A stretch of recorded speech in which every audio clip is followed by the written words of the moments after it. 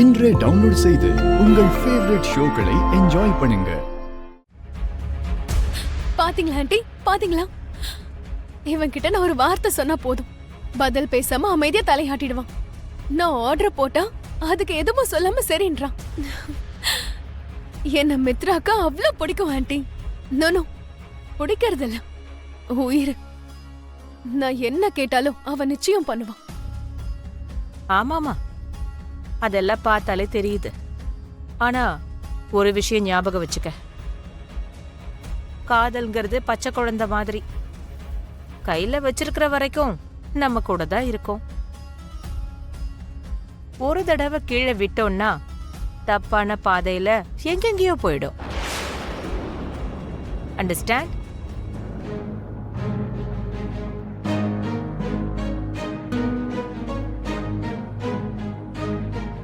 கவலைப்படாத அரவிந்தா, நம்ம முயற்சியை நம்ம செஞ்சோம், இன்னும் செஞ்சுக்கிட்டு இருக்கோம். இனி அந்த கடவுள் நம்ம கூட இருப்பாருன்னு நம்புவோம். லக்ஷ்மி கூட நல்ல குணங்கள் எல்லாம் கலந்து செஞ்ச ஒரு தங்கமான பொண்ணு. பேச்சுல இனிமை, மனசு உண்மையானது, எல்லார்கூடயும் சகஜமா பழகுவா. மத்தவங்க பாரத்தை அவ தோல் மேல சுமக்க தயாரா இருப்பா. இந்த மாதிரி பொண்ணுங்க இந்த காலத்துல எங்க கிடைப்பாங்க சொல்லு? லக்ஷ்மி மித்ராக்கு மனைவி அமைஞ்சது அவனோட அதிர்ஷ்டம் தான் எனக்கு தோணுது. உண்மையை கேளுங்க ப்ளீஸ். மித்ரா மனசை பத்தி உங்களுக்கு தெரியும். அவன் மனசுல யாரு இருக்காங்கிறதும் உங்களுக்கு நல்லாவே தெரியும். எல்லாம் தெரிஞ்சும் பாதையிலேயே கிளம்பி போறவங்கள பத்தி நம்ம கவலைப்பட்டு பேசுறதுனால மட்டும் எந்த பிரயோஜனமும் இல்ல. நான் பேசுற விஷயம் உங்களுக்கு நல்லாவே புரியும்னு நினைக்கிறேன்.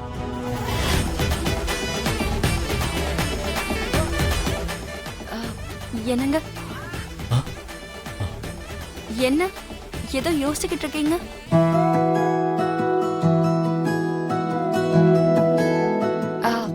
என்கிட்ட ஏதாவது சொல்லணும்னு நினைக்கிறீங்களா?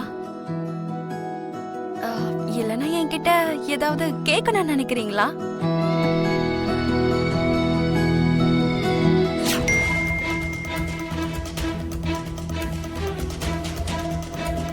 அன்னைக்கு சர்ப்ரைஸ் கொடுக்கறேன்ற விஷயம் தெரிஞ்சு போச்சு.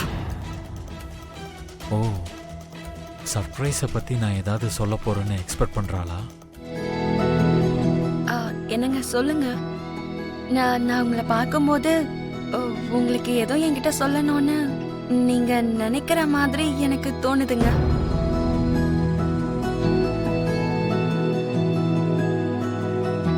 ஏதாவது சொல்லணும்னு நினைச்சு சொல்ல முடியலையா? என்கிட்ட என்ன உங்களுக்கு வைக்கும்? எதுவா இருந்தாலும் சொல்லுங்க. இல்ல லக்ஷ்மி, நான் உங்ககிட்ட எதையும் சொல்ல நினைக்கிறேன்.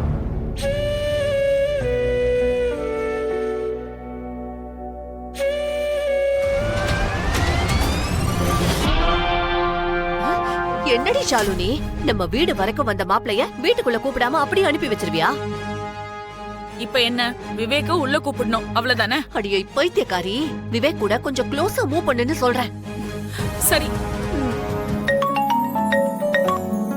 ஹலோ, ஓகே வரேன். சரி.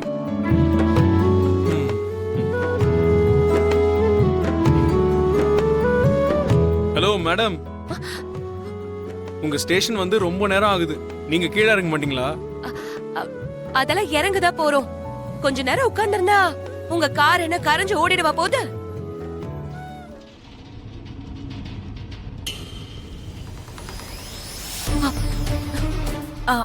விவேக், வீட்டுக்குள்ள வாங்கல. இப்போவா? என்ன இவ வீட்டுக்குள்ள கூப்பிடுறா? ஷாலினி ஏதோ மறுபடியும் பிளான் போட்டிருக்க மாதிரி இருக்கா? அவருக்கு ஏதாவது ஆபீஸ் ஒர்க் இருக்க போகுது ஷாலினி. அவர் வேணா கிளம்பட்டும். எனக்கு என்ன வேலை இருக்குங்கிறதையும் நீயே சொல்லிருவியா? அது ஏதாவது ஒரு வேலை கண்டிப்பா இருக்கும்ல, அதனாலதான் சொன்னேன். நீங்க கிளம்புங்க சார்.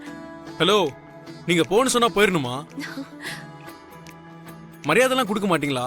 உங்களுக்கு மரியாதை கொடுக்கவே தெரியாதா? ஹலோ, நாங்க ஒண்ணும் மரியாதை தெரியாதவங்களா இல்ல, புரியுதா? அப்படியா? அப்ப எனக்கு எந்த வேலையும் இல்லை. நான் இப்ப உள்ள வர போறேன், காஃபி குடிக்க போறேன். இது ஃபிக்ஸ். வாங்க.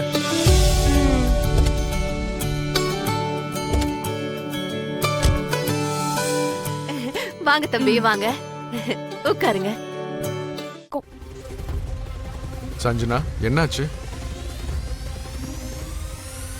பாருங்க பெரியப்பா, காலையில செருப்பு போட்டுட்டு நடக்க சொன்னா மஞ்சள் தேய்ச்ச காலுக்கு செருப்பு போடக்கூடாது.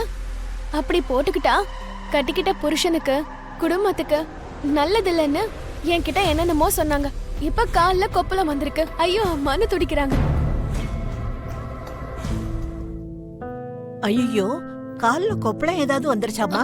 எங்க காட்டு? அதெல்லாம் ஒண்ணும் இல்ல பாட்டி. ஆமா, அந்த சடங்கு எதுவும் ஃபாலோ பண்ணாம விட்டுட்டா அந்த பாவம் ஒண்ணு போகாதா?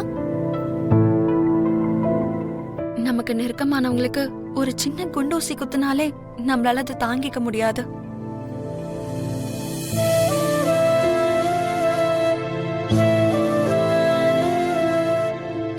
அப்படி இருக்கும்போது உயிருக்கே ஆபத்து ஏற்படுத்துற விபத்து ஒண்ணு நடந்தா நம்ம மனசால தாங்கிக்க முடியுமா?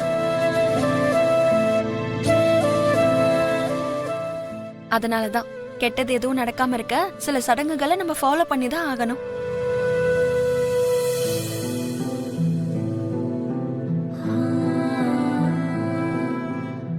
அதுவும் இல்லாம கால்ல கொப்பளம் தானே சஞ்சனா, அதுக்கு கொஞ்சம் மருந்து போட்டா சரியாயிடும். ஆனா முழு மனசோட செய்யற காரியத்தால குடும்பத்துக்கு, குடும்பத்துல இருக்கவங்களுக்கு எப்பவுமே நல்லதே தான் நடக்கும். அவனுக்கு புரியுதுல்ல?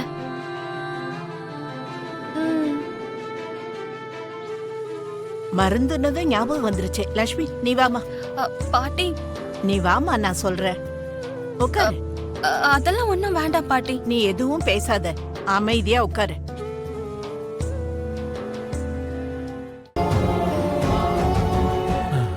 உண்மைதான்ல, லக்ஷ்மி எல்லாருக்காகவும் கஷ்டப்படுறா. எப்பவும் குடும்பத்தோட நலனை பத்தி மட்டும்தான் யோசிக்கிறா. அவளுக்காக நாம ஏதாவது ஒண்ணு பண்ணணும். என்ன பண்ணா அவ ரொம்ப சந்தோஷப்படுவா?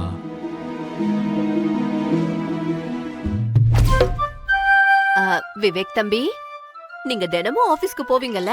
போகாம இருக்க முடியாதுல்ல. உங்களுக்கு சம்பளம் எவ்வளவு கிடைக்கும்? எனக்கு சம்பளம் எல்லாம் தரமாட்டாங்க. எனக்கு பார்ட்னர்ஷிப் இருக்கு. அப்படியா? அப்பனா பெரிய தொகை வரும்னு சொல்லுங்க. என்ன இவங்க எதுக்கு என்ன பத்தி விசாரிச்சுட்டு இருக்காங்க? அர்ஜென்ட்டா எஸ்கேப் ஆயிரணும். ஐயோ தம்பி, இருங்க, நான் போய் உங்களுக்கு தண்ணி கொண்டு வரேன். இல்ல பரவாயில்ல, நானே குடிச்சிட்டு வரேன். தம்பி, நான் போய் எடுத்துட்டு வரேன்ப்பா, நீங்க இருங்க. நமக்கு எதுக்குங்க இந்த ஃபார்மாலிட்டிஸ்லாம்? நானே போய் குடிச்சிட்டு வந்துடுறேன்.